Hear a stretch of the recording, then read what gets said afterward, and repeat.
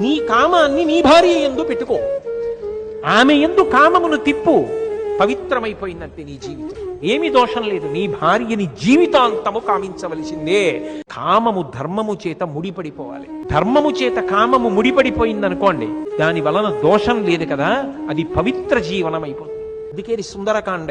సీతమ్మ రావణాసురుడితో మాట్లాడుతూ ఒక మాట అంటుంది, రావణ, ఎంత చెప్పినా నీకెందుకు అర్థం కాదు? పరకాంతల యందు మనసు పెట్టుకుంటున్నావు. ఒరే పాత్ర భేదం రా. ఎంత పవిత్రమైన మాట, ఎంత సౌందర్యవంతమైన మాట.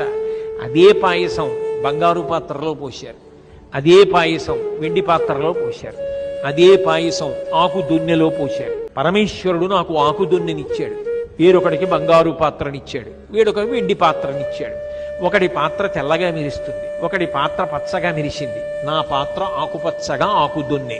దొన్న కాదు ప్రధానం, పాత్ర కాదు ప్రధానం, పాయసం రుచి మాత్రం ఒక్కటే. నీకెందుకు తెలియలేదురా రావణ ఇది?